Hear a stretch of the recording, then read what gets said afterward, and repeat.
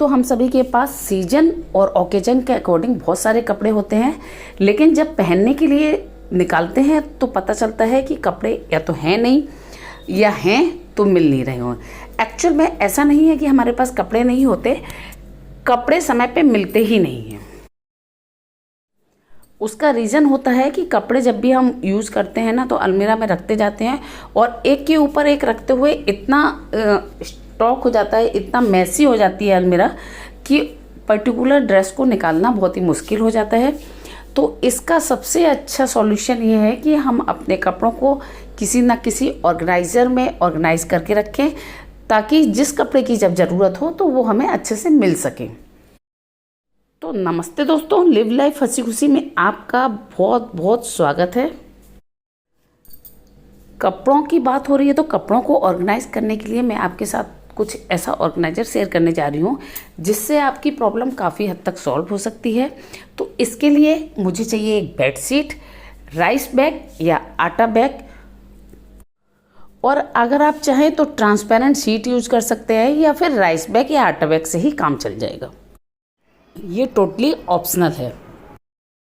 इस ऑर्गेनाइजर को बनाने के लिए मेजरमेंट बहुत ही इम्पॉर्टेंट है, तो आप वीडियो को पूरा देख लीजिएगा और मेजरमेंट मैं स्क्रीन पर शेयर कर रही हूँ, उसको ध्यान से देखिएगा और उसी के अकॉर्डिंग अगर आप बनाना चाहते हैं तो उसको बनाइएगा। तो सबसे पहले मैंने ट्रांसपेरेंट शीट ली है। ये मेरे पास टेबल कवर एक रखा हुआ था, ये पुराना था और मैं इसे यूज़ नहीं कर रही थी, पर इसकी प्लास्टिक बहुत अच्छी है इसलिए मैंने इसको यूज़ किया है।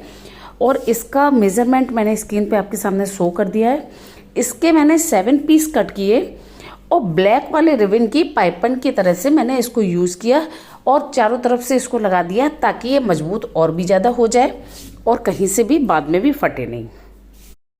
इसके बाद मैंने एक ओल्ड बेडशीट ली है, ये पहले भी मैं यूज कर चुकी हूँ तो उसका एक पार्ट है जिसकी मुझे ज़रूरत है। तो सबसे पहले मैं एक लंबा पीस निकाला है मैंने,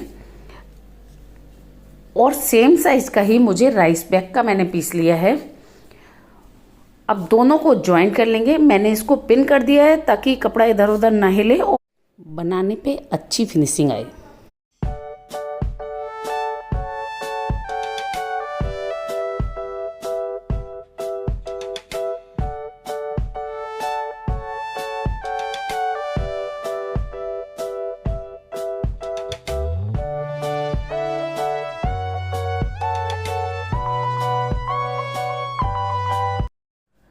अब कपड़े और राइस बैग दोनों को जॉइंटली अंदर की तरफ पतला पतला मोड़ लेना है।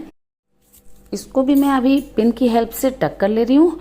उसके बाद चारों ही साइड से पिन करने के बाद मैं उस पर मशीन से स्टिच कर लूँगी, और जब पूरा कंप्लीट स्टिच हो जाता है तो फिर मैं आपको दिखाती हूँ। दोस्तों, अगर आप चैनल पर नए हैं और अभी तक सब्सक्राइब नहीं किया है तो चैनल को सब्सक्राइब जरूर कर लीजिएगा। अब देखिए बड़ा वाला रेक्टेंगल पीस फिनिश हो गया है। अब मुझे 2 छोटे पीस और चाहिए, तो सेम प्रोसेस से पहले मैं चादर का पीस रखूँगी, उसके ऊपर से मैंने राइस बैग रखा है और इसे भी चारों तरफ से फोल्ड कर लूँगी। साइज इसका भी स्क्रीन पे मैंने मेंशन कर दिया है। तो इसकी भी कंप्लीट स्टिचिंग हो गई है और स्टिचिंग करने के बाद इसका इस तरह से साइज बन रहा है। अब मुझे क्या करना है, इसको मैं बीच से फोल्ड करूँगी। फोल्ड करने के बाद बीच वाले पोर्शन पे मैं मार्क कर लूँगी ताकि ये हाफ हाफ डिवाइड हो पाए। तो ऐसा मैं दोनों ही साइड से करूँगी और दोनों ही पोर्शन में यानी दोनों ही पीसेस में मैं ऐसा कर लूँगी। इसके बाद इस पीस पे मुझे बीच वाले सेंटर के निशान के बाद से 2.2 इंच का स्पेस लेते हुए लाइन निशान बनाना है। तो दोनों साइड पे मैं निशान बनाऊँगी। जब दोनों ही साइड पे मार्किंग कंप्लीट हो जाएगी तो उसके बाद नेक्स्ट प्रोसेस में मैं दोनों ही पॉइंट को मिलाते हुए लंबी लंबी लाइन ड्रॉ कर लेंगे। हर लाइन के बीच में 2.2 इंच का डिफरेंस है। इस तरह से मैंने 7 पीस वो ट्रांसपेरेंट शीट के कट किए थे और मैंने 7 ही लाइन बनाई है। तो अभी मुझे क्या करना है, ट्रांसपेरेंट शीट की एक एक शीट लूँगी और उसको मैं पिन की हेल्प से यहाँ पे टक कर दूँगी। तो पहले मैं पिन कर रही हूँ, उसके बाद मुझे इस पर मशीन चलानी होगी ताकि ये बिल्कुल अच्छे से मजबूत हो जाए। और हर लाइन पे मुझे इसे रखना है और हर लाइन पे इसको स्टिच करते जाएंगे। तो फर्स्ट वाले में तो हम सारे में एक साथ पिन लगा सकते हैं और उसके बाद उसको स्टिच कर सकते हैं। तो चलिए मैं करके दिखाती हूँ। अभी मैंने सारी पिन कर ली हैं और अभी मैं आपको इसको स्टिच करके दिखाऊंगी। तो एक एक पलटते जाएंगे और स्टिच करते जाएंगे। अब जब नेक्स्ट सीट पे जो हमने लाइन बनाई है वो लाइन पे हम पहले फर्स्ट वाला रखेंगे और उसको पिन करेंगे, उसके बाद उसकी स्टिचिंग करेंगे। इस पे हम एक साथ स्टिचिंग नहीं कर पाएंगे, एक एक करके हमें स्टिचिंग ही करते जाना है साथ में। अब हम सेकंड वाला पिन करेंगे, पिन करने के बाद इस पर स्टिचिंग भी कर लेंगे। इस तरह से हमें कंप्लीट कर लेना है। तो ये देखिए कुछ इस तरह का पोर्शन हमारे पास रेडी हो गया है। अब मुझे इसे कंप्लीट करने के लिए बड़े वाले पोर्शन की ज़रूरत है। तो इसको भी हम 20 से पॉइंट बना लेंगे, मार्क कर लेंगे दोनों ही साइड से। तो देखिए मार्किंग डन हो गई।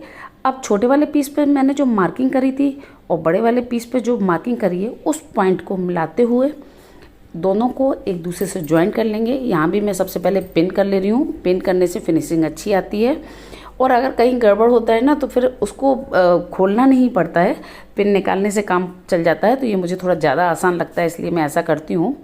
तो इसको देखिए उसी पीस को मोड़ते हुए, बड़ा साइज़ था, उसी पीस को मोड़ते हुए दोनों छोटी वाली साइड पे भी ये कवर हो जाएगा।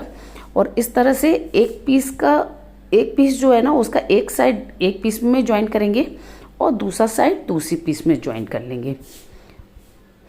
कॉर्नर पे ध्यान देना है कि कॉर्नर आराम से करें। पिन लगाते समय अगर आप भी पिन यूज़ कर रहे हैं ना तो ध्यान दीजिए कि चोट ना लग जाए। अगर आपके पास पिन नहीं है तो आप कच्चा सुई धागे की हेल्प से भी कर सकते हैं और उसके बाद से जब मशीन की स्टिच करेंगे तो कच्चा धागा निकाल दीजिएगा।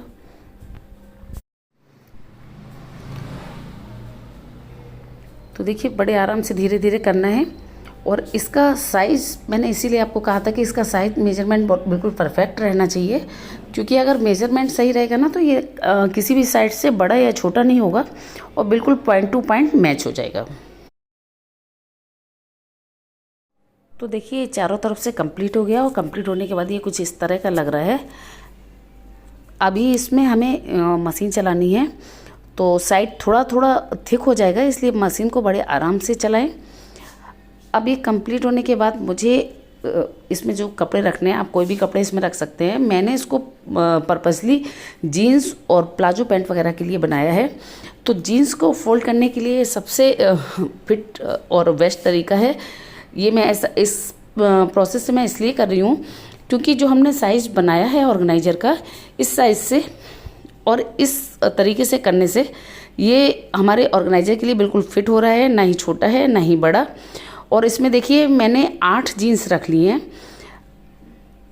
और बड़े आराम से इसमें इन हो जा रही हैं और सारी विजुअल हैं। तो हमें जब भी कोई पीस चाहिए तो हम उसको निकाल सकते हैं या फिर आराम से डाल सकते हैं। ये बहुत ही काम का है और इसमें इतनी सारी जीन्सेस आ गई हैं तो बिल्कुल अलमीरा स्टक नहीं होगी। तो आज का ऑर्गेनाइज़र आपको कैसा लगा बताइएगा ज़रूर। देखिए कितने आराम से ये मेरी अलमीरा में सेट हो गया है। और ये तो मैंने ट्रांसपेरेंट शीट के थ्रू बनाया था। अब देखिए मैं आपको दूसरा दिखाती हूँ।